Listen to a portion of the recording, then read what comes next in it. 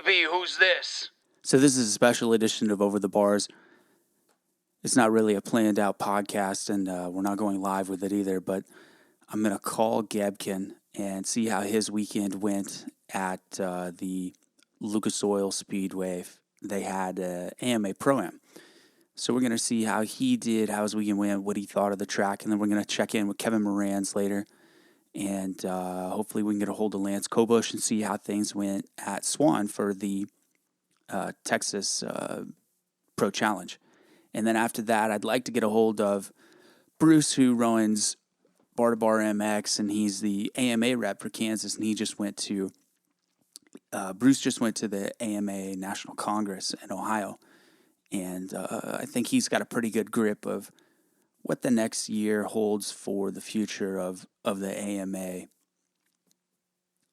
So I'm going to call Scotty G right now and see what he's up to.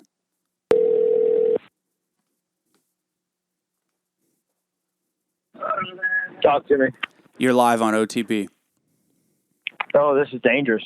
Yeah, how do you feel about that? Well, take it as I can.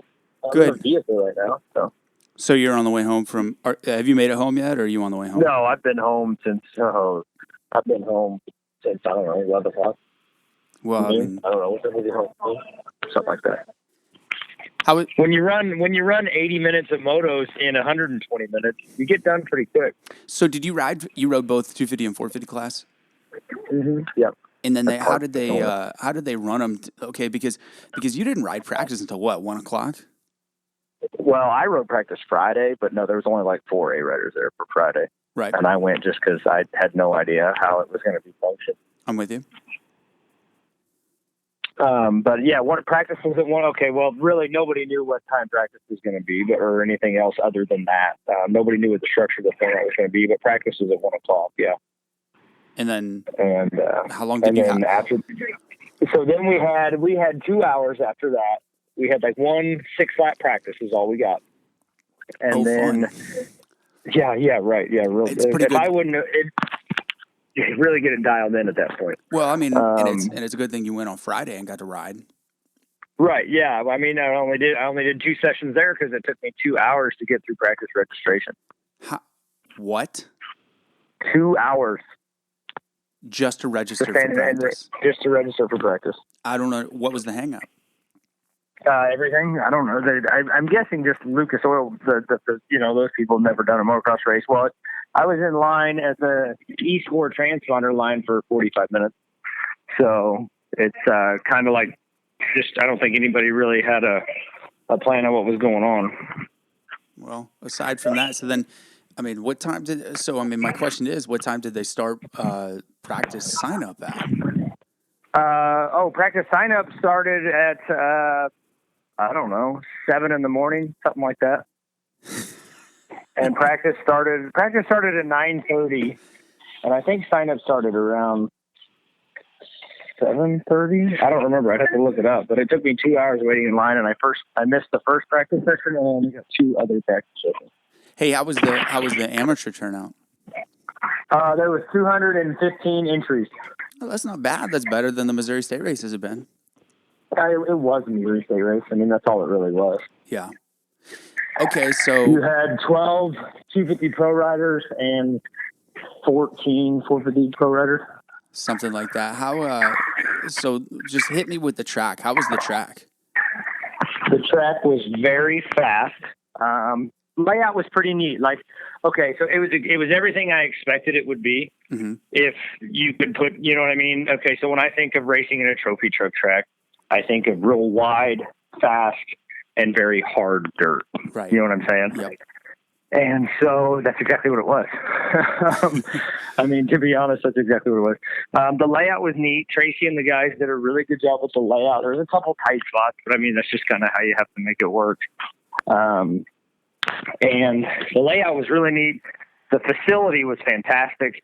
The dirt couldn't have been worse, I don't think. I thought I saw a couple photos where they had added some sawdust in, or was that just in like 1 or 2 corners? That was in a couple of places, but by Saturday, you know what I mean? By Saturday at noon, it was gone. Right. You know what I mean? It was just it all blew off. I mean, they kind of did what they could with what they had, but I mean, okay, so you're even in the other places, your top, let's say 3 inches of dirt was decent dirt, but below that, rock everywhere. You know what I'm saying? Yeah, that would kind of suck dick for Roost, especially. Oh my God, yeah, it's bad. Okay, so then think about this. There was a road grader dragging the cloth behind it, big road grader with a blade under the middle of it. Yeah. They use that to prep part of the track. So, well, whatever it takes to get the job done, I guess. Whatever it takes to break it up. But I mean, overall, the track was pretty cool. The layout was neat. Hey, what was your, Scott? Do you know what your lap times were? My fastest was a 1:59. I think Marquier ran a 1:55. Okay. Probably the fastest it was. So 2 minutes. Right. I mean, it was an average of 2 minute lap time. So it was pretty one line, and that was just because of the dirt. Right. And by pretty one line, I mean extremely one line.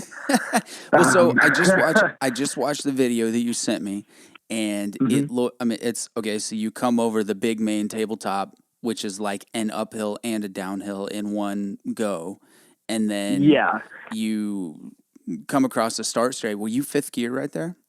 Okay, so coming over that is where the big triple is that everybody saw on Facebook and was talking about Matt Hanna jump. I mean, I didn't jump it. I probably could have jumped it on the 450, but I had no desire to do that. That jump is third gear to fourth up the face, and then you click to fifth when it's like you jump on and then you jump off. Yep. And going down that downhill is as fast as my bikes would go. Yeah, on my 250F, I was fifth gear, wide open into the turn. And on my 450, I was kind of fourth gear, wide open. I never got to fifth. I'm not going to lie. It looked like you were doing every bit of 75 to 80 mile an hour across the starting straight. As fast as it would go. However fast my bike will go in a straight line downhill with wind behind you, that's what it was. Yeah. It was wild. I mean, I was like, when's the last time I ever clicked fifth gear? Hell, I don't even make it to fourth gear sometimes. And in my opinion, you shouldn't be clicking fifth gear on any motocross track. Right. And that was kind of the MO for this deal, at least for that section of the track. I mean, the corner coming out of the hill, I was in third coming through the turn at the bottom, and then you just came up the hill and started grabbing gears as you went. How did, so let's see. I'm looking at the results here. And you went in 250A, you went 9.6. What happened to first moto? I had a stall. I actually had a good kind of running going with everybody, and I stalled it and had to kind of play catch up. So nothing real exciting there. I had a good start, but I mean the first couple guys, like, okay, so let's just skip past that moto. And well, actually, hold on, let's not skip that moto yet. Probably 3 or 4 guys, maybe the 2 guys right ahead of me. You probably look at the results. You can see they're on Yamahas. Yes. Those guys apparently don't know what the track markers are and what those mean. Okay, so they were just it's really easy to gain positions when you're going around obstacles or skipping. Yeah, did they have the track making detours? Did they have the track lined up with the little yellow? Not completely lined up, but they were there. There was enough of them. I mean, you knew where you were going, right. And so there was a couple passes that could have easily been made or should have been made by me, at least in my opinion. I could have made a couple different times, but due to the other riders' detours, wasn't possible. But one of them I know got docked. I don't know about the other guy. Hey, did you get any money? I made $127. So did they pay? Okay, now the question is, did they pay by They paid per moto. Yep. Yeah, they paid per moto. And I think for 6th place, I got $30. Something like, so the $4,000 purse that they talked about making like awesome, whatever, like you see on Facebook, somebody's got a status up asking about it. And some guy was on there talking about how, oh man, $4,000 purse, you expected a bigger pro turnout. Yeah, that split up between UTV pros, ATV pros, 250 pro, 450 pro. So it was essentially I don't think he has any pay classes per class. Yeah, it was not. The payout was not great at all. But I mean, whatever. You know what I mean? I don't really do it for the money, anyways. But do you know? Okay, so then, Which class between 250 and then 450 do you have more points in? Do you know? I think after this weekend, actually, it will be the 250 class. Depending, it should be the 450 class overall. Yep. Open Pro Sport. I should have more. I'd have to go through and look. But after this weekend, with the 6th over the 8th or whatever I got, it should be. I should have gained more points from there. But they're about even. Is it points per moto or points per overall? It's per overall. Mm-hmm. If you got to go on AMA's deal and go to RPV and all that stuff. So, but the 250 was the highlight of my weekend as far as that goes. Well, that second moto where you got 6th seems to be a pretty good moto. It was definitely. So for me, that is probably my best A ride ever. Really? As weird as that sounds, to be a 6th and be my best A class ride, it's kind of odd to put it that way. But but whenever you look at the guys that beat you, it was Moranz, Thies, Winter, Goalie, Galamba. Yeah, so go down the list and look at the dudes that went to Loretta's this year or rode Supercross last year, or you know what I mean, or do this every day and don't go to work on Monday type of thing. Hey, you're absolutely the old. Well, I don't know. Shit, are you older than goalies? I can't remember. Are you? Yeah, by like a year probably. Well, you got that going for you. Yeah, so I'm the oldest dude on the gate by far. Good, I like that. Not by far. I guess goalies are about a year younger than me. I'll take that. So, you're older than me, aren't you? Are you 29 yet? But no, January. Okay, then I got a couple months on you. Yeah. Well, but I had a good start, and I faded back a little bit as you're going to. But this was also my 3rd moto within like 6 motos. See, that's what I like. Whenever Jay announced that he was going to do, that the pros were going to race at night, and I'm thinking, okay, well, is it lit? Like, how are they going to do this exactly? Because it kind of seemed like you would be. Yeah, like almost back-to-back motos, and I'm sure that they ran you guys long. Also, did they not? 20 minutes or 8 laps. It was just shy of 20 minutes, really. Each moto was about 17, I think, so Watch was telling me when we were done. Dude, I mean, to ride for 17 minutes is one thing, but to ride for 17 minutes and then have a 15-minute break and then repeat that 3 more times, it's not very much fun. No, man. I mean, that was the hardest part of the whole deal. I went into this weekend expecting it to be kind of like a Ponca last year. Do your first moto Saturday, do your second moto Sunday, and I was stoked about it. Like, because wasn't that the original plan? Is that they were going to run first? Yeah, that was my whole thing. That's why I was there on Friday. You know what I mean? Because I was like, I've already. But then once I figured all that out, I was like, well, I'm already planning on taking off work. The guy I'm going with. I went down with Chad Sainer, the guy I'm going with, I'm going with him. We already have this plan. We already have this worked out. Let's just go ahead and stick with the plan, even though I'm going to sit around on Saturday till 1 o'clock. Yeah. And, it was, it's for the fans. We're doing this for the fans. We're putting on a show. Let me ask you this. How many fans were there? None. Yeah. I mean, no, just people that were there racing. The same amount of fans that were there at any other time. Yeah.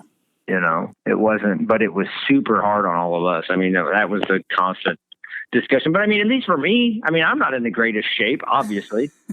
I mean, Kevin can go do that probably all day if he wanted to, and then do it again today. If I had to ride a motorcycle today, I wouldn't even unload it out of the truck. You know what I'm saying? I don't know if you know this or not, but he did in fact ride his dirt bike today.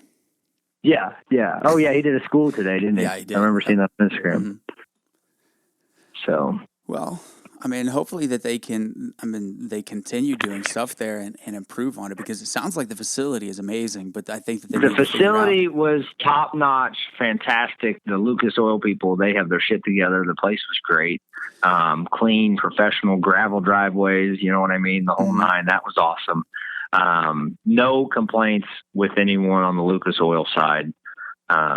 As far as any of that goes, the track guys did everything that they could to make it as good as they could. Yeah. You know what I mean? They hauled in dirt as much as they could. They moved it around. They did what they could, but it was, when you're working with asphalt, you're working with asphalt. I mean, that's the thing is, like, whenever you have a motocross track in Missouri, regardless of whether it's in like the farm dirt or whether it's Ozark dirt or whether it's KC Moto or Merwin, you always have to put something into the dirt. And if you're not right, it amplifies at that area of the state as well. I mean, you know, down where Wheatland is. I mean, it's right down by Bolivar where Robs and Buffalo used to be. Yeah, and I mean, it's rock. I mean, it's just hard, chunky dirt. Yep, white clay. Yeah, pretty much. So, well, it was an interesting weekend. It was cool. I wish the turnout would have been a little bit bigger. It wasn't quite, you know what I mean, quite what I kind of thought it was going to be. But to be honest, I didn't really know what to expect. The UTV turnout was pretty unreal. There was a ton of those guys there. I heard that was a pretty big race. So, and also the thing that you have to keep in mind is, like, sure that there was the AMA Pro-Am there, but not 6.5 hours away was a $25,000 purse in Texas. Right. Do you look at the results? Have you seen any of that? I've only seen the results from the 450 class. Yeah, on Vince's Instagram. He sent me the result sheet, but oh, okay. Yeah, I just saw it on his Instagram, but yeah. After I get off the phone with you, I'm going to call Lance Kobush and see how Swan was. Yeah. Well, it's crazy that, I mean, $25,000, obviously. And I don't think Swan is sanctioned with AMA. That's why it's not a Pro-Am. Actually, they are an AMA track. They're actually pretty hardcore AMA. The only time I ever raced there was like just a local AMA race. But are you sure? Okay. I know the Winter Series is all AMA. I know the times I've been there it was all AMA, but I didn't know. I don't know, whatever. It wasn't a Pro-Am, but I'm surprised it wasn't. But it really was, hey, it's off season for guys riding Supercross. Here's some money, you know what I mean? Yeah, for sure. And they've been doing it for 30 some odd years. Yeah, I saw something like $800,000 has been paid out at that race or something. $850,000 over time has been paid out for that race. Yeah. All right, buddy. But, I mean, hey, it sounds like you had a good weekend overall. But overall, for me, it was good. It was definitely better than last weekend at Sunset. But it was a good weekend, good facility, good being around all the kids, all the guys out at the track. The event could have been run a little bit better, at least in my opinion. And that's probably going to be the common discussion across the board.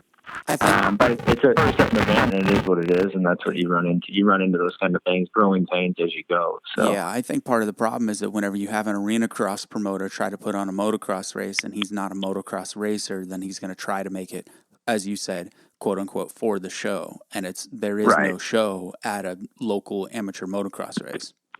Correct, and you should have put times on our moto. You should have put a 1:00 moto and a 3:00 moto, or a noon moto. You know what I mean? Mm-hmm. And 2 on Saturday and 2 on Sunday if you're gonna plan on running the event like that. Yep. But they had to restructure the whole schedule of stuff that he had because he didn't take an account for the time we needed for recovery time. I mean, we ran a moto at 3:30. Then they ran 3 amateur motos. Then we ran a moto. Then they ran 3 amateur motos. Then we ran a moto, 3 amateur motos, and then a moto. Yeah, that's not enough time. No, I mean, at just under 2 hours, we did 80 minutes of moto.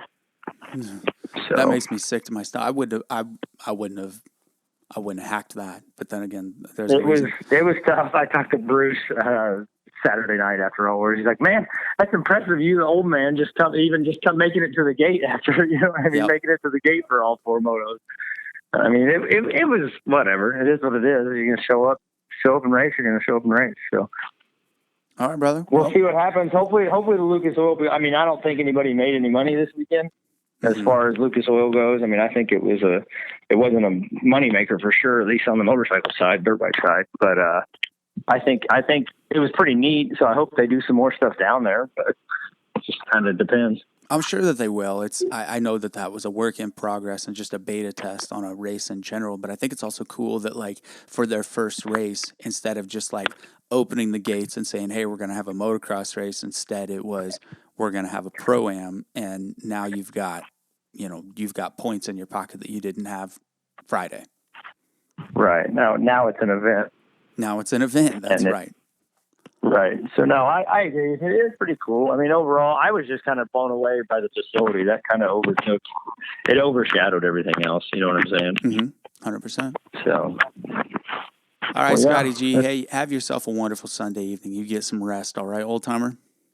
All right, man. You better take some ibuprofen, and I'm going to go to bed in about an hour so I can rest up and make it to work tomorrow. All right. Talk to you later, partner. All right. See you. Bye.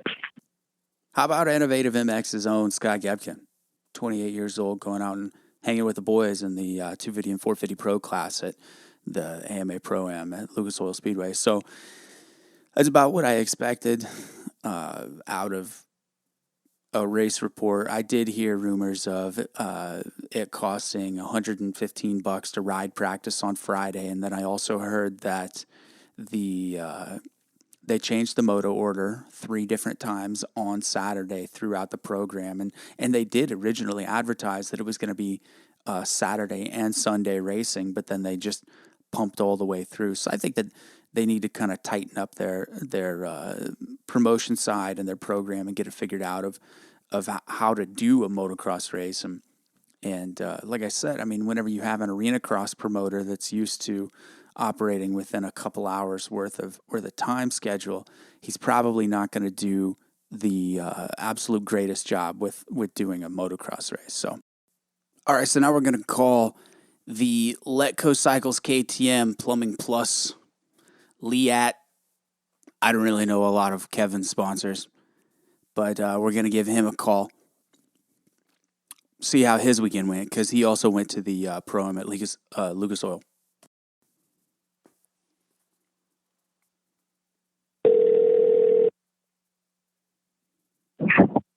Hello? Hi. What's going on, my man? Hey, buddy. How are you? I'm good. Do you want me to... Is it okay if I talk on speaker? Yeah, that's totally fine. Whatever works for you. All right, sounds good. So, Okay. All right. So here's how this is gonna go.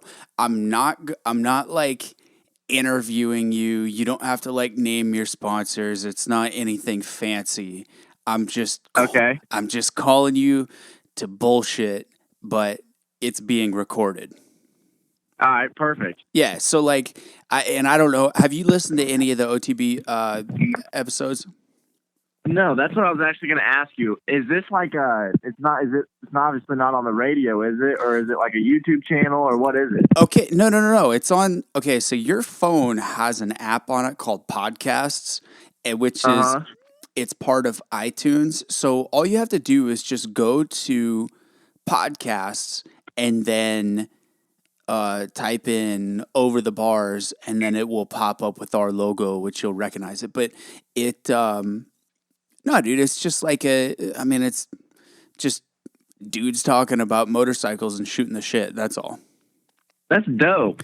Yeah, I know. I mean, I know you're on the move a lot and you don't have a lot of free time to just sit around and listen to dudes talk about dirt bikes, but... No, that'd be perfect on when I'm on the road. That's exactly what I was going to say, man. There's a lot of guys listen to our podcasts on the road or like whenever they're in the garage and just tired of listening to the same old music.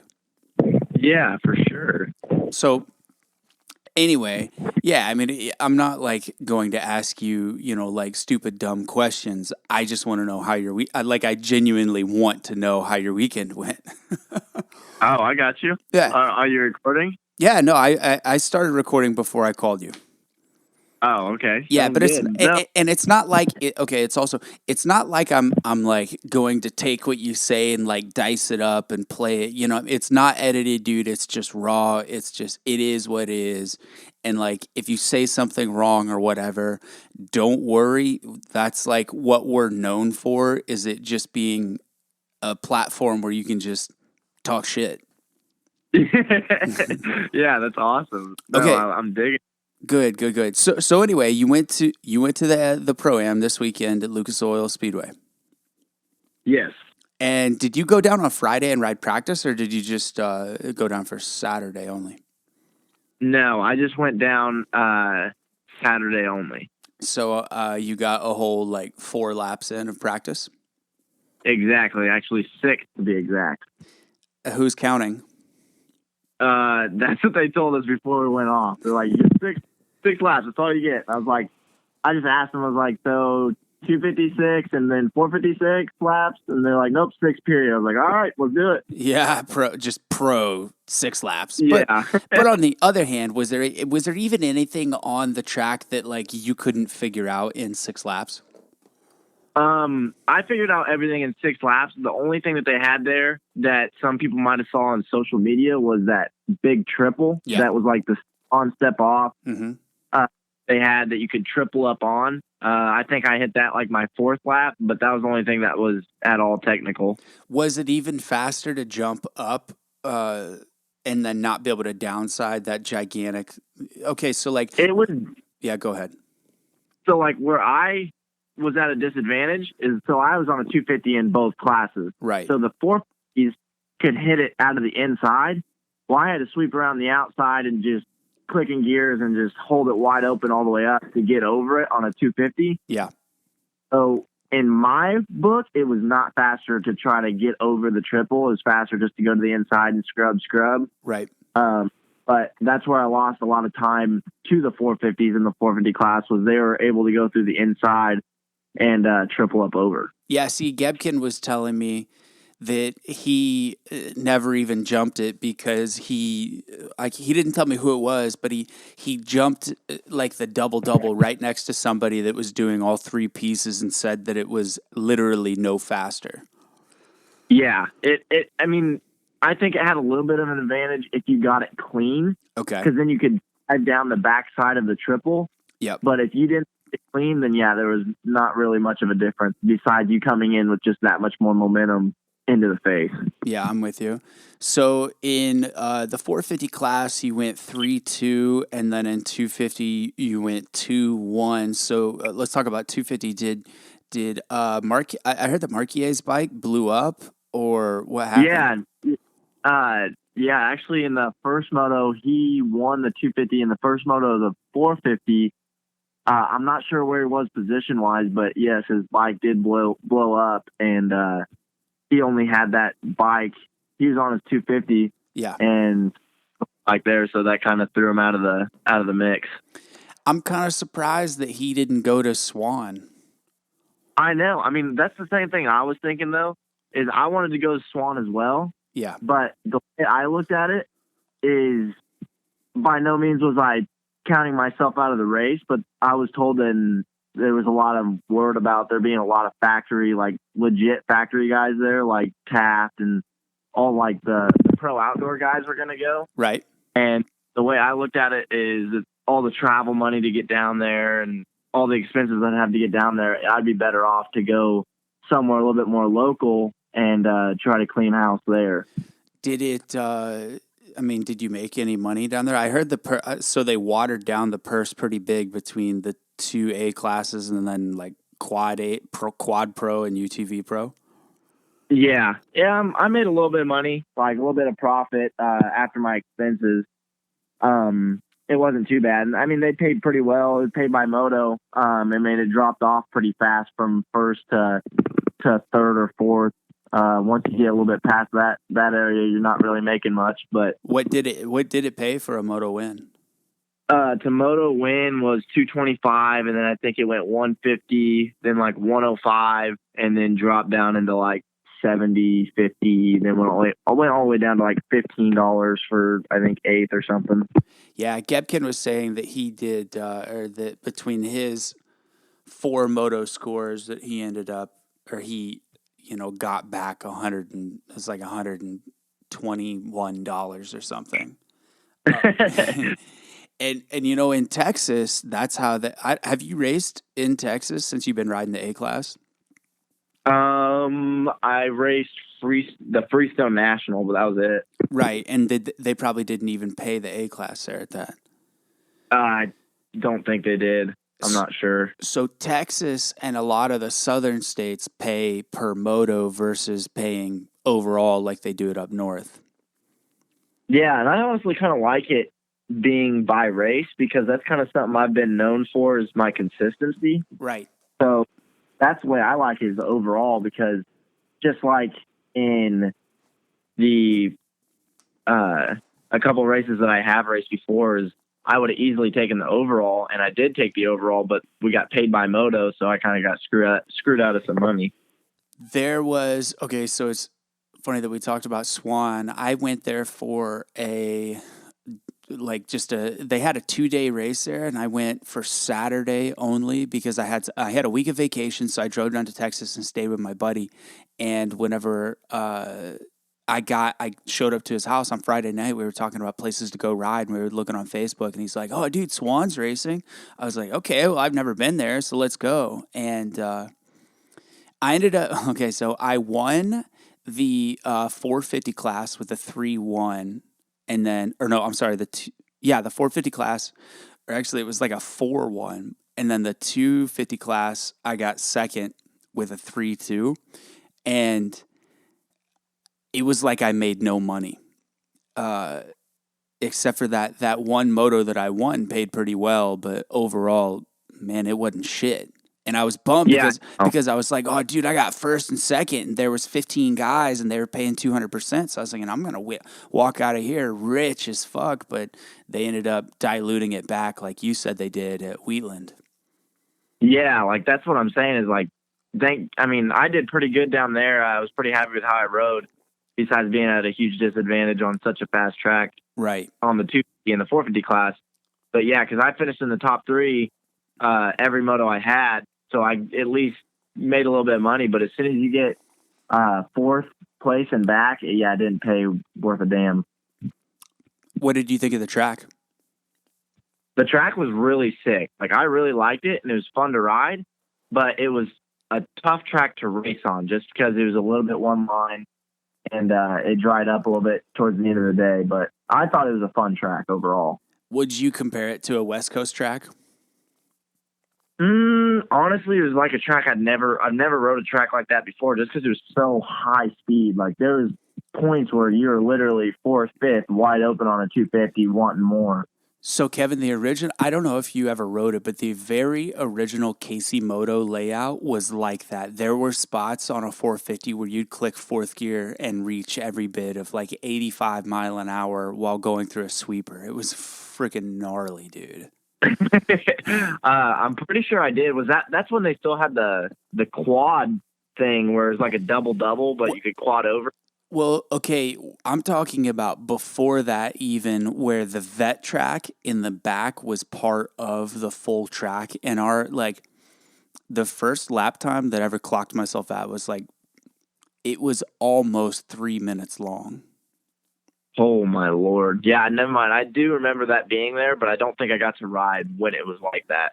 Yeah, it was pretty nutty. But, yeah, so that's what I've heard is that it was that they changed the moto order a couple times, weren't sure when they were going to run you guys, and then your motos were really tight together.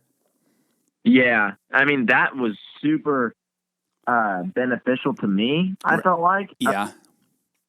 I'm pretty well conditioned, and honestly, my first moto was my worst moto just because I hadn't rode yet. I mean, I got 6 laps of practice, and we had like 2 hours break, and then we had a race, 3 motos, a race, 3 motos, a race, 3 motos, and then our final race. And going into the first one, I wasn't warm at all, so I kind of pumped up a little bit. And then the last 3, I felt really good because I was warmed up and ready to go, and I had the conditioning to do it at all full 8 laps every time. So it worked out in my favor for sure. But yeah, I could definitely see how some other guys weren't too happy about it. I think that whenever you start racing arena cross and you do the daytime qualifying and then the night show later in the night, you seriously have between qualifying, depending on how many entries they have, but between qualifying and the night show, it can be like a 5-hour downtime where it's like, what do you do? Do you leave? Do you go eat? Do you go back to the hotel? Do you want to just chill or what? And it's the guys that are really good at arena cross have like this set program where they'll leave, go do whatever, and then come back to the track like an hour and a half before, and then hit the not the elliptical, but the stationary bicycle, or I've seen dudes run laps around the whole parking lot in full gear, just getting warmed up because, yeah, man, you do get cold sitting around 2 hours waiting to ride. Yeah, and that's like one thing because I'll be moving into the Amsoil Arena Cross, so I mean, there's gonna be a whole lot of learning coming up in my future. But that was one thing I was really happy about with how like Jay set it up. Jay did a really good job with the pros, I think, because it allowed me to come there. I wasn't there all day waiting on motos, and that's like one of the downfalls of motocross, I think, is if you sit around all day for a couple motos. Well, the way he had it set up, where we didn't have to be there, our practice was at 1:00, and we had 4 motos back to back to back to back. It was pretty sweet, I thought. I really liked it. Yeah, but you're also one of 3 guys there that are actually in good enough shape to do that and be happy with it, you know? Yeah, definitely. So, yeah, I mean, that makes sense. It's good to, you know, it's nice to hear your perspective because Scott, who's almost 29, he was saying that he's like, dude, I was going to die. But it is cool to hear that you were on the other end of the spectrum and that it did work for somebody. Yeah, no, I definitely see the other way it could go as well, though. So what's your next move? Do you have anything coming up on your calendar? And we're actually leaving. I'm planning on leaving tomorrow. So Monday for Robbie Smith. I'll be down there for about a week, and then I have to come back. Actually, I have a midterm in my college algebra class next week, so I have to be in town next week to go to my school and take a midterm. And then coming up in the future is looking like possibly Ponca, maybe some liquid nitro races, mini-O's, and then just getting ready for the Amsoil Arena Cross. Hey, so you're like very adamant about education first, motocross second, which is beyond rare. Nobody really thinks that in our industry.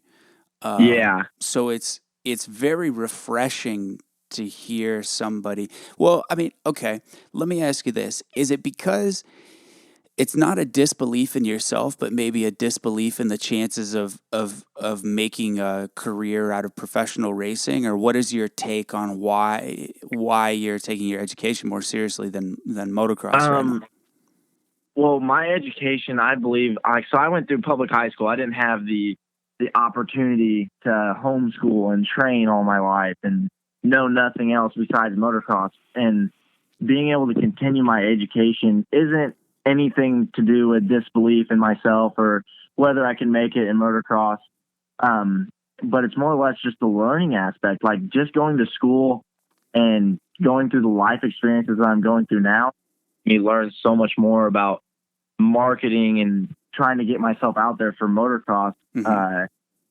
The biggest thing for sponsors is they want somebody there's not just, I don't want to say dumb, but they want to have somebody that's bright, has a good future no matter what, has a good following kind of deal. And continuing my education is without a doubt a priority for me, just because if something happens, if I get hurt or if something doesn't work out, you always have to have a backup plan. But along with it is it's allowing me to learn on top of my racing, plus the possibility of starting my own business or finding little side hustles and stuff like that through my education to make money while I'm on the road racing is kind of the.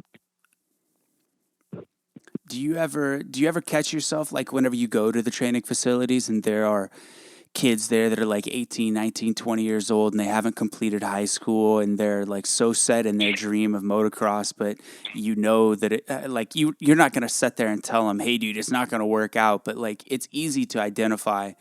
Do you ever see people like that and just almost feel there's a lot of kids that, like exactly what I said is, as a kid, all I wanted to do was be homeschooled. Like I was so mad that I'd get by all the kids that would train year round. I just didn't have that opportunity because I was always in sports and along with public school. But without a doubt, that was the best decision I could have made, is staying in public school, staying in school and not doing the online stuff, because it taught me social skills. And that's one thing that a lot of motocross racers nowadays don't really have, just because they're so secluded with only racing motorcycles. Have I ever told you that I went the homeschool route? Really? Yeah, it's a lot of people don't. Well, you're quite the social butterfly. You know, I didn't used to be though. That just really kind of came about within the last 5 years or so. I mean, dude, for the longest time, I mean, I don't know. I have a weird personality. Like I'm a extroverted introvert. I have a hard time connecting with people, especially people that don't share like a common interest in things beyond just everyday layman's type stuff. So Yeah. and you understand that, and like basically anybody that races motorcycles understand that it's like your everyday Tom, Dick, and Harry is it's kind of hard to connect with them on just like a social level because they aren't as passionate. It's not about motocross, but about anything that we are. Yeah, for sure. And it's definitely hard to stand there and have a conversation with somebody whenever you realize, wow, this dude actually doesn't have anything like going for him. But sure, guys will have like jobs or they've got a family or whatever it is, but at the end of the day, they don't have something that they like live, breathe, and die for other than like their fantasy football league. And, it does make it hard for guys like us.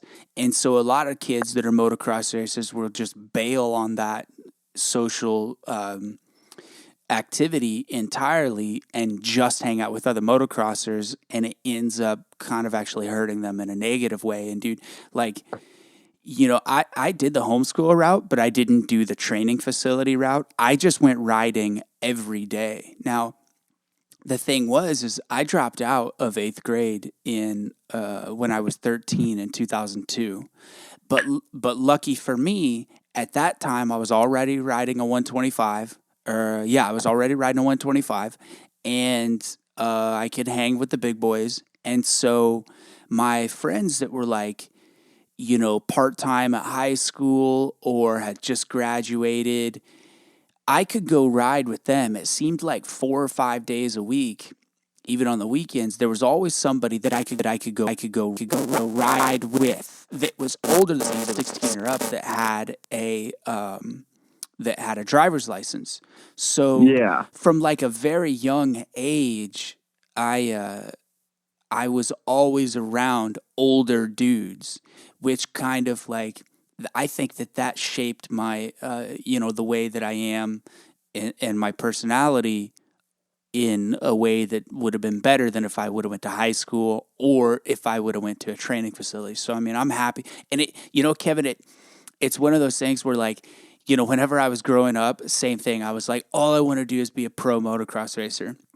And then might as well have been a factory ride. Like, dude, for a while there, I mean, my dad was paying for everything. I was making money because I started riding the A-Class super young. And then, the bikes were free, the parts were free, everything was free, everything was paid for.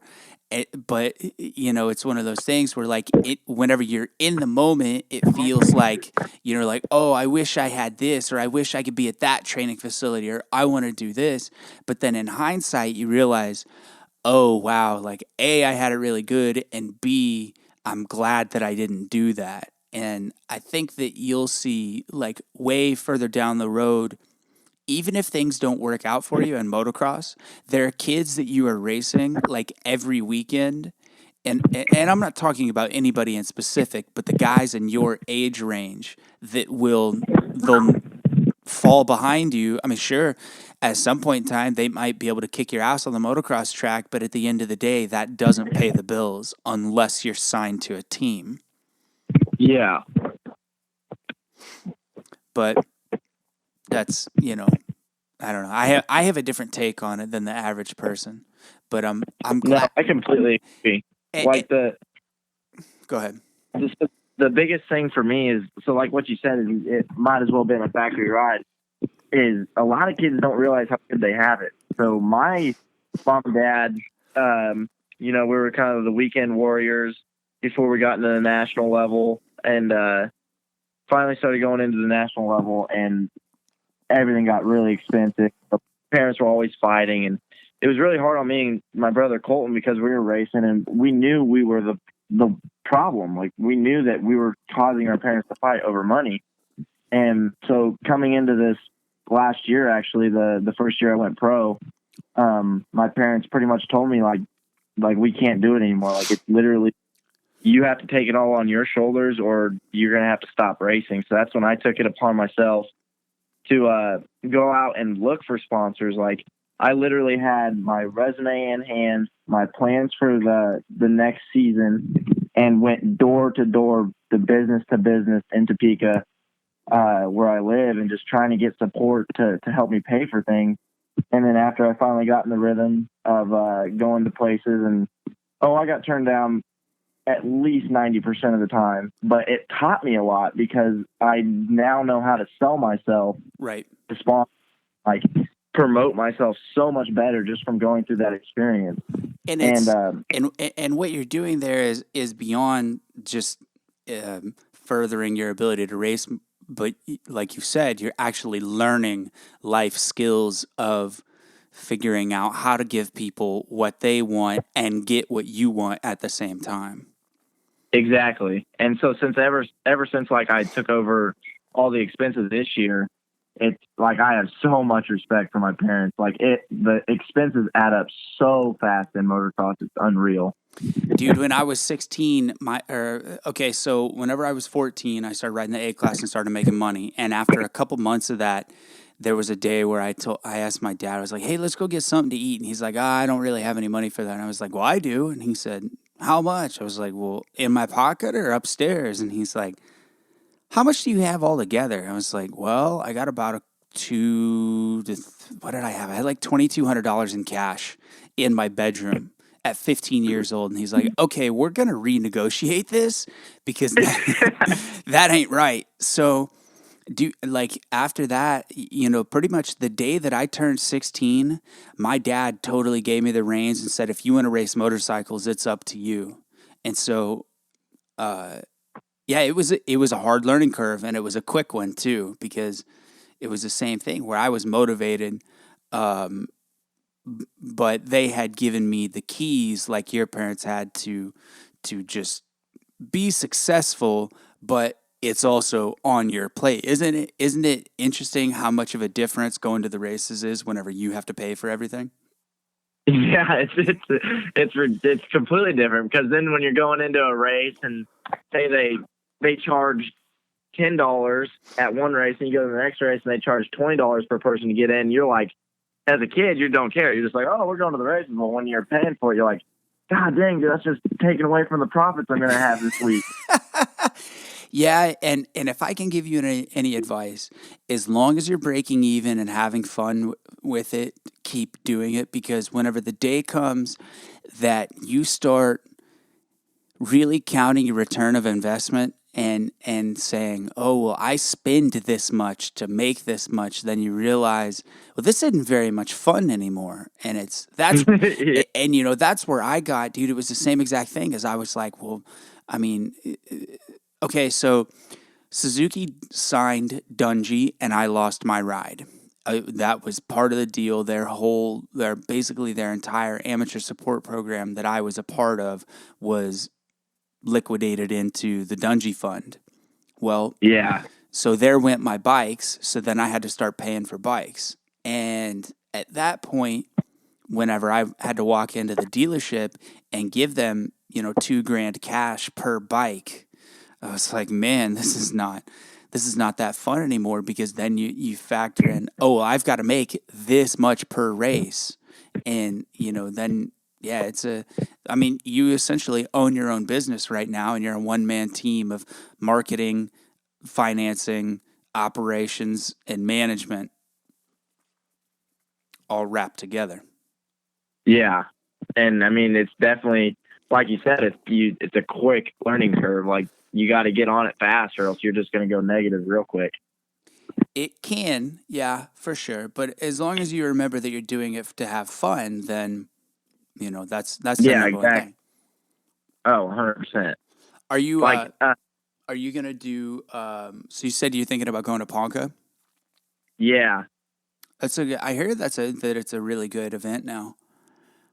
Yeah, apparently they, I don't think the pro class by any means will probably get sold out, but I had heard that the little bike classes, like 85s and 65s, had sold out like 6 hours after they opened their registration. That doesn't surprise me one bit. Whenever you add exclusivity to it, then it kind of ups the ante for a reason to be there.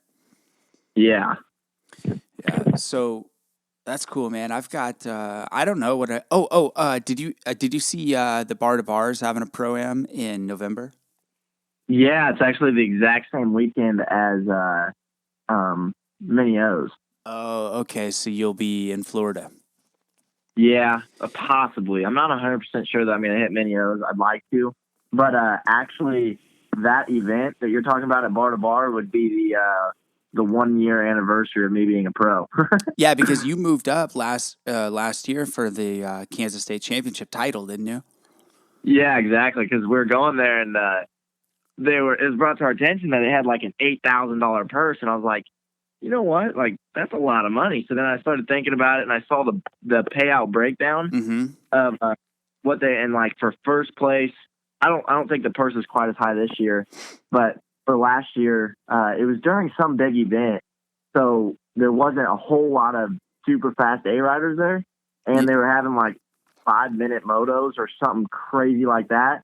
And I was one of the top B riders, so I was like, you know what? Let's just go race A class, see if we can make some money. I ended up making really good money there, and it kind of set my sights of the pro class a little too high because not pays like that.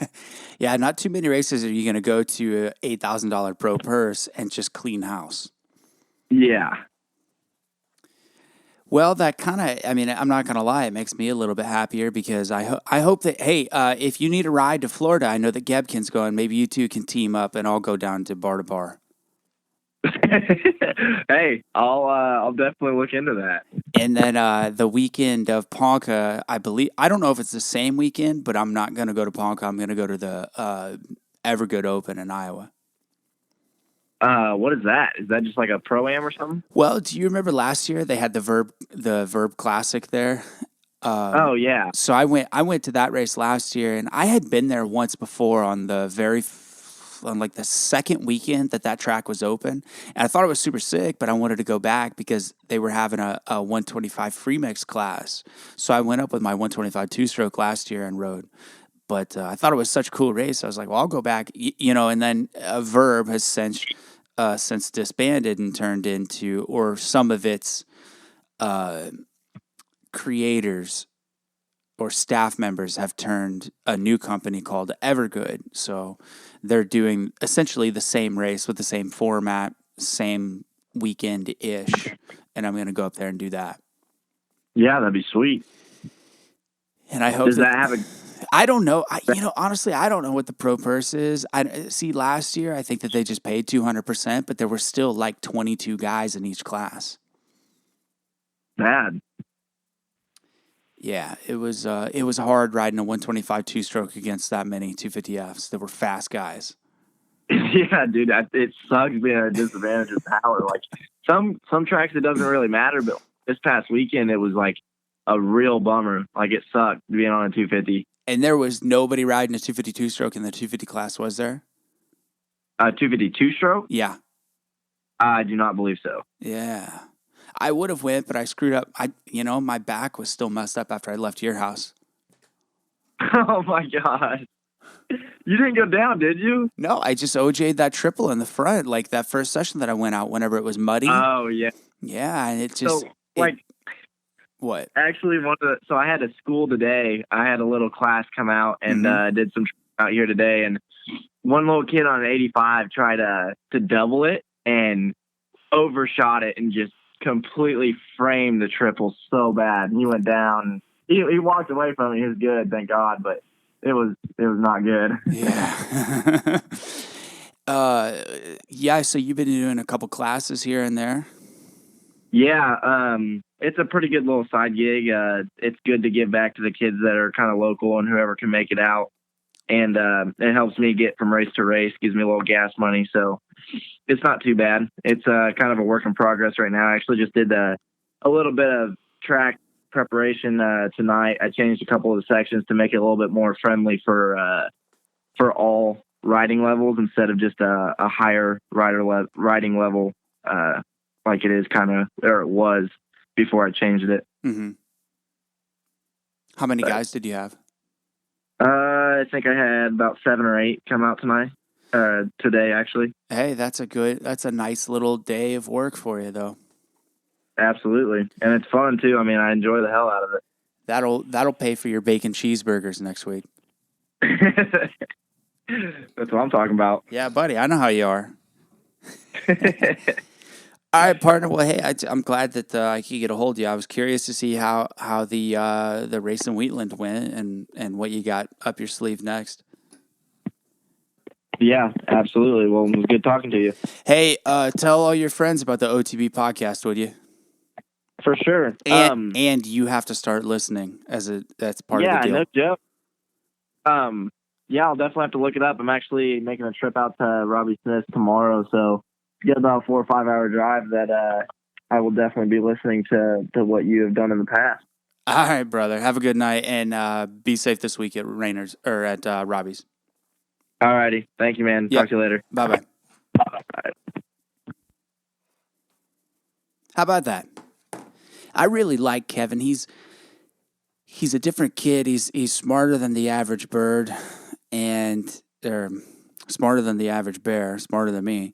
He's 18, 19 years old. I can't remember how old he is. He just graduated high school, and he was like a running back or wide receiver or something for his football team. Kid puts a lot of effort into everything that he does and doesn't really, I'm not going to say he doesn't take no for an answer, but that'd probably be the best way to say it. I mean, he's always doing something, always making his next move. He's not afraid to ask for help, because in reality, it takes a lot of help to make it anywhere in this sport. And I'm glad to see that, he's giving the people that are helping him a return and not just taking their money and walking away like a lot of kids do over time. I'd like to take this time to thank all of our Patreon pledges.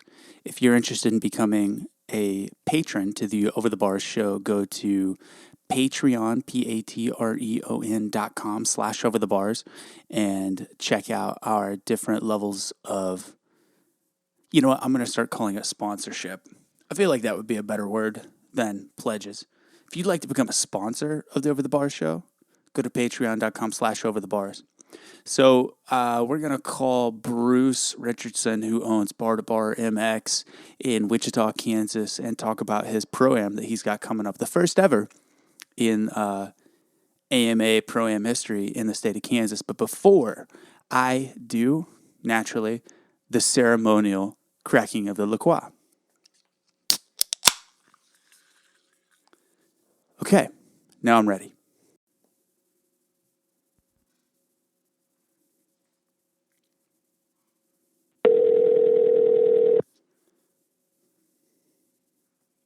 This Bruce?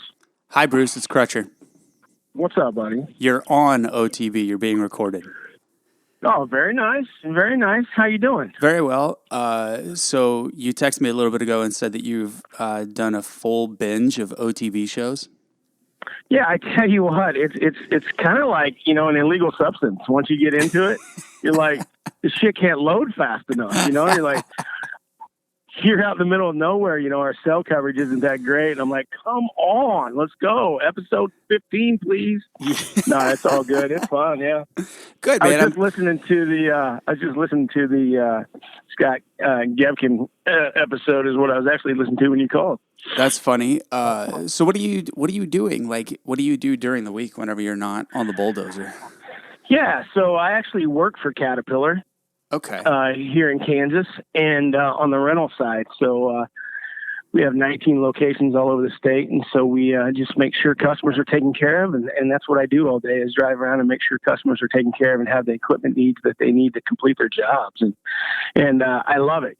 I love it. I'm not sitting in 4 cubicles and it just gets me out and about all day long. So yeah. And you get to smell diesel all day.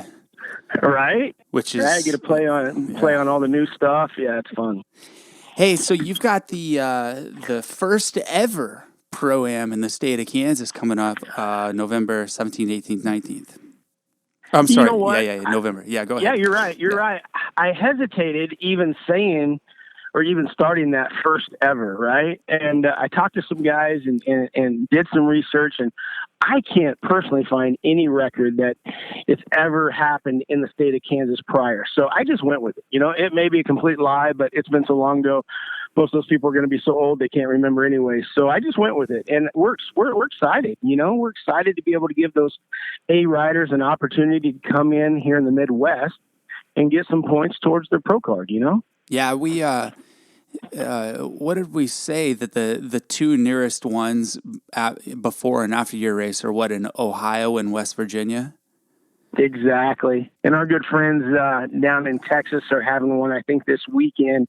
They're at Johnsonville. They just got promoted to an Pro-Am as well. So, the whole thing, when I was at AMA Congress, and here's the thing, when I say we're trying to get the AMA turned over to what we consider the new AMA, right? Which is more conversations, more input from riders, more listening and not just dictating and a bunch of old guys sitting in the room saying this is the way it needs to be, right?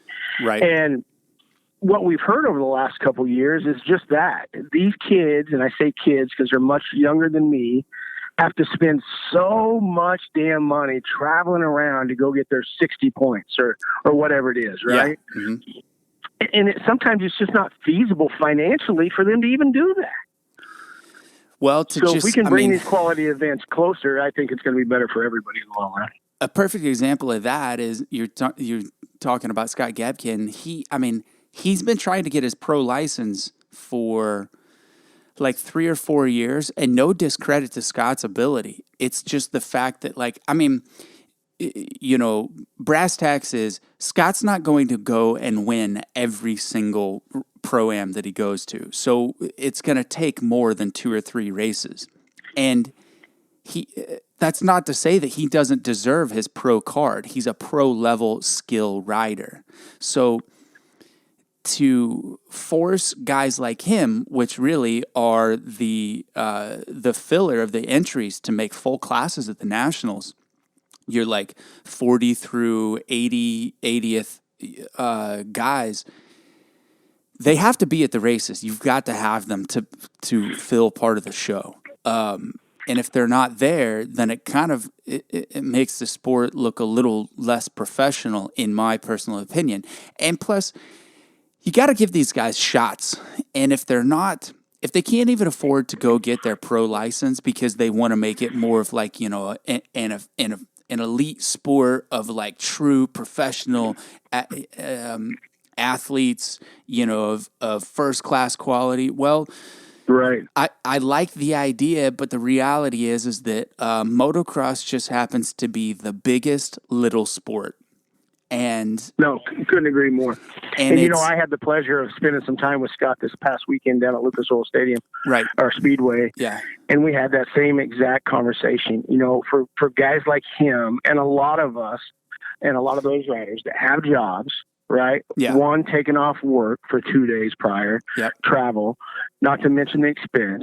And it does make it difficult. So, I'm excited to be able to offer it in Kansas, to run it in conjunction with a state championship and giving away number 1 plates.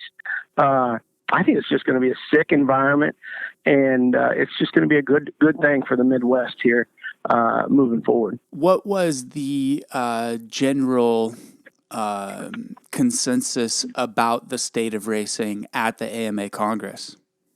So great question. So this year's Congress is much different than I've been to in years past. And I don't know how many people know, but we've had a major change of seats at the helm of the AMA motocross group. Okay. Meaning we have a brand new motocross manager. We have a brand new assistant motocross manager. And I would assume, and I don't want to put I don't want to put facts out that aren't true. However, I think the median age of the motocross committee, meaning staff of the AMA, the median age is probably 24. Oh, wow. Okay. So we're talking about people that have their thumb on the pulse of actual motocross racing. They're still in the gate almost every weekend. Yeah, which is important. It's a participant sport. Right. So that in itself excites the living crud out of me, man. I'm super stoked about where we're going and what we want to do. And it's not the day and age of, and I say a bunch of us old guys sitting in the room that really, I mean, let's be honest, don't have a really clue what's happening on a day in, day out basis on the racetrack. We're making suggestions for the board to pass and put in the rule book that without the input of other riders and or the experience of other riders, what the heck are we doing? So the new AMA is just that. Hey, we're going to get new people involved. You don't have to be a congressman to go to the AMA meetings anymore. Mm-hmm. You can go and give your input, and your congressman is going to, if they're doing it right, is going to reach out to riders such as like yourself and many others for feedback so we can fuel that information up the ladder. So when we do make these decisions and pass it to the board to vote, we have real-time, real-today information that pertains to what we're talking about. Have you heard any talk of maybe changing the requirement for Pro-Am points to qualify for the your national license, or does that seem to be the same as of right now? Are you talking about the number, the magic number of what is it, 60, I believe, or 70, I think it is? Well, see, the thing is, Bruce, it used to be at one time it was 100, and then it dropped. Right. It's fluctuated. It seems like, plus or minus 25 points every couple years. It goes up or down, and right. Now I believe that it is indeed 60 now. Yeah, no, nothing was brought about that up about that this year or the last year that I can contest to by any means. But 60 is a good number. I did some number crunching last night, looking at number of entries, overall point results, things of that nature. Yeah, 60 is a good number. In fact, 3 or 4 events, a guy finishes have a nice size gate and finishes towards the front.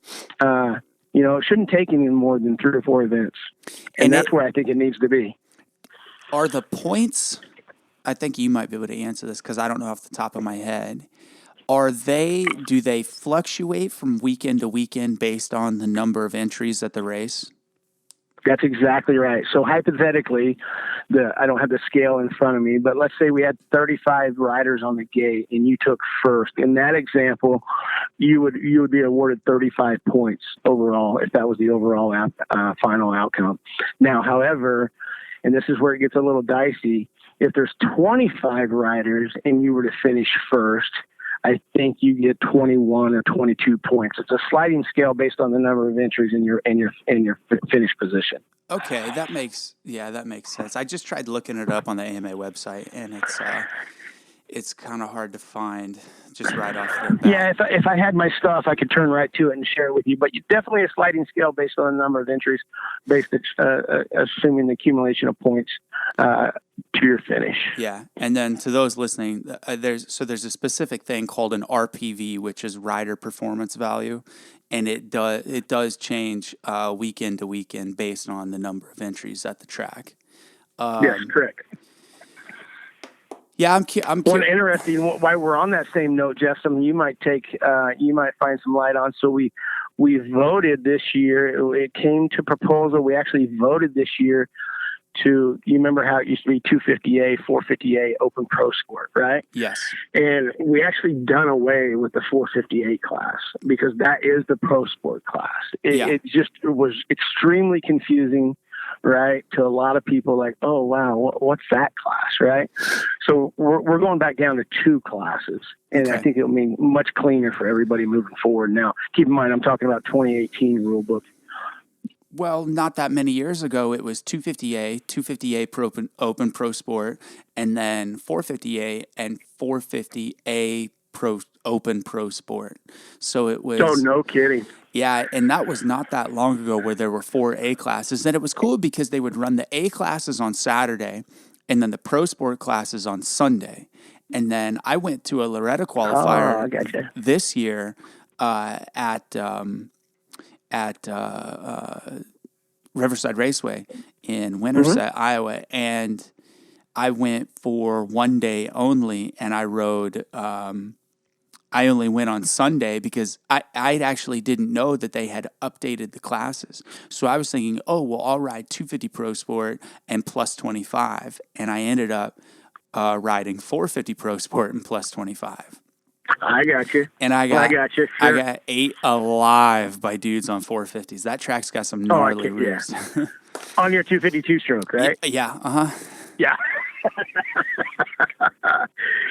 Yeah, I love Winterset, man. It's a great setting. I really enjoy it. It's a great racetrack. When you get a bunch of riders on that racetrack, it develops so gnarly. So what's the next step for Bar to Bar as a facility? Well, that's a great question. And although I'd like to sit here and tell you we've got a million things in the works, you of all people know, man, we are just average, ordinary people in a family that loves our sport, that has passion for the sport, that wants to continue to get better.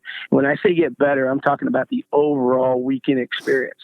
Yeah. I was to the point where I was sick and tired of traveling the country and going to races on Sunday or Saturday and Sunday. Yeah. And so our whole goal since we started is to, hey, man, we spent the weekend at Bar to Bar, and it was fun. And you know what? Oh, by the way, we had a race on Sunday, too. That was really cool as well, right? Right. So we're really wanting to change and work on just changing the entire environment for when people come into the park. Yeah. And just make it fun again.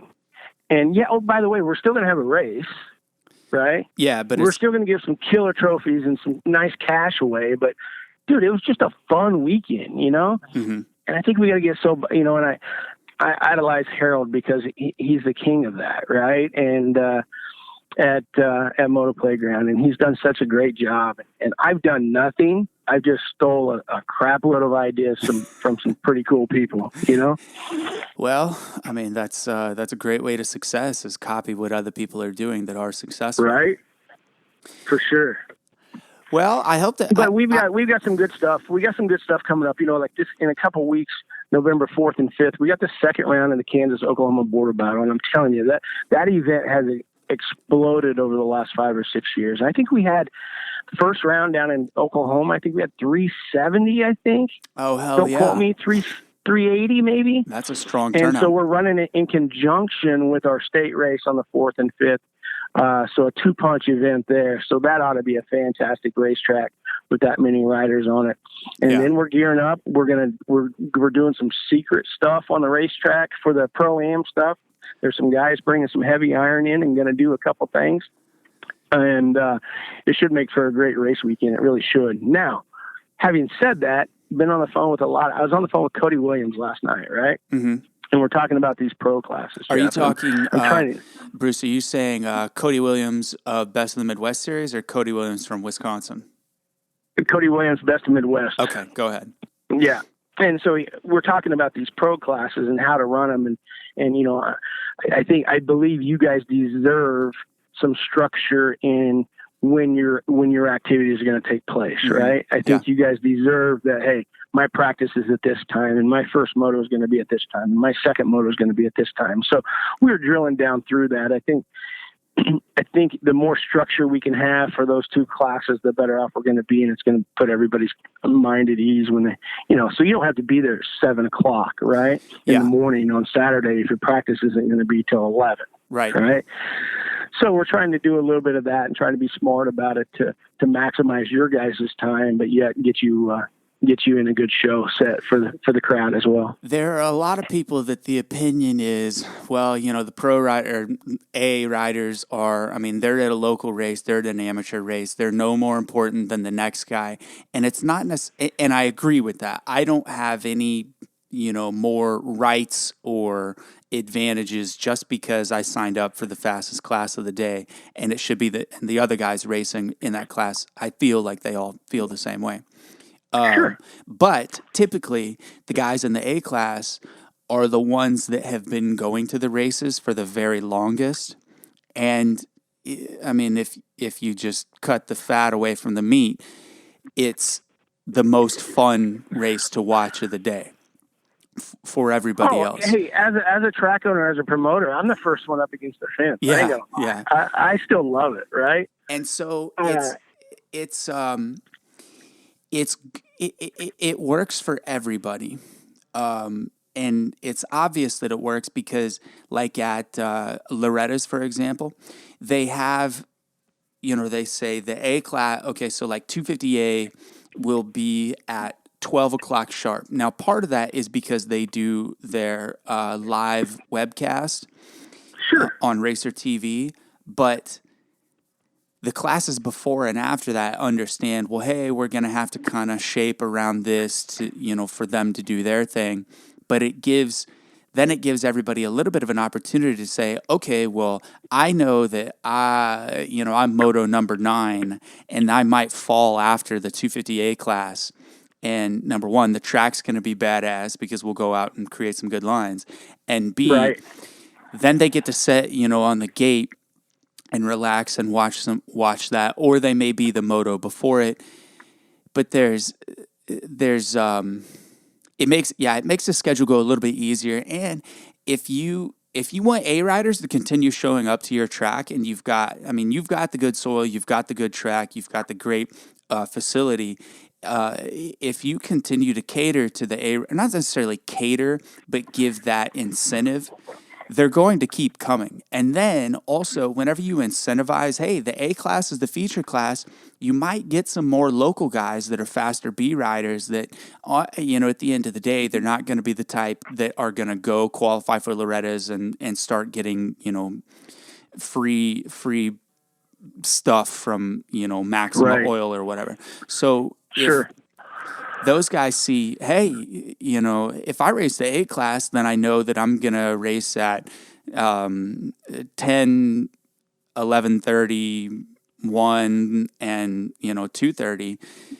Right. And then you're in and out, you collect your cash and go. I think that And here's the other thing that I've learned. And again, I'll be the first to admit I'm not very smart, but I'm kind of a quick learner.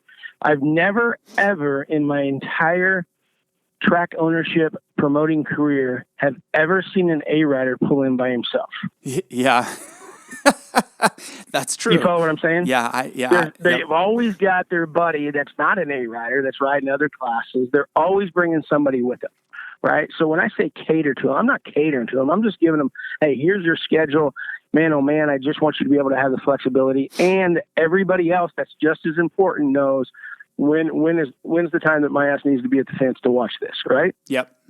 And also, and that's all we're trying to do. At the end, also, you can print off flyers and, that say motorcycle races, pros at, 12, 1, 2, so on and so forth. Right. And put them up at Subway and the pizza place. And that may... For sure. If that one thing draws 10 people to the track every weekend, I mean, sure, it's like, who cares about 10 people? But if you get 10 people that don't know about dirt bikes, or you get a dad with his little boy or something out to the motocross track and maybe turn them into a motocrosser just because, they know. See, that's the thing about, like, for example, circle car track racing or the drags next door. Like, sure, it's a very structured time of when everybody's racing. That's like, you go to Lakeside Speedway, that the A feature is going to race at 8:30. So, sure, you don't have to show up and watch practice and qualifying and the heats and semis and shit, but if you want to watch the top dogs race, just be there at 8 o'clock. And you could take that same mentality. There's no reason whatsoever that you can't. The only blowback that you'll have is that that's not necessarily traditional. Now, but motocross, we have, ethics and unwritten rules, just like every sport, but we need outside ideas of how to keep the sport progressing, because if you think about it, really, other than taking away the 500 class, nothing has changed other than adding a few vet classes. That's right. Nothing has changed since the mid-'80s in motocross. That's 30 years. Well, and you alluded to it earlier, and I kind of bounced around the question. So in one of our workshops, we talked about the industry entries, if you will, or we can judge it on the AMA level as far as memberships, and I can judge it locally by percentages. And I can tell you this: our 50 cc class, and that's 4 to 8 years old, is up 47%. Yeah, this year huge. Over last year. Yeah. Right. And our 12 to 16 class, since we introduced the 125 and the junior C class, is up 37%. And those two statistics by themselves excites me about our sport. Mm-hmm. It excites me where we're going and where we could go. And I think we have to make it fun again for these kids for the weekend and take some of the pressure that I was guilty of as a moto dad, right? Yeah. And get their mind off of that a little bit for that weekend and make it fun again. And hopefully we can continue to see these numbers continue to rise in those youth classes, and which is going to benefit everybody long term. Hey, here's a question, and I know that this is going to be very rhetorical, but let's say that you have a race and somebody shows up on an Alta. What class do you let them race? It's funny because the Alta is comparable to a 250cc electric motorcycle. It's comparable. That's what we're classifying it as. Yeah. And so that will be a 250 bike if he shows up at my place next weekend. Okay. Yeah, I think that's a good way to put it.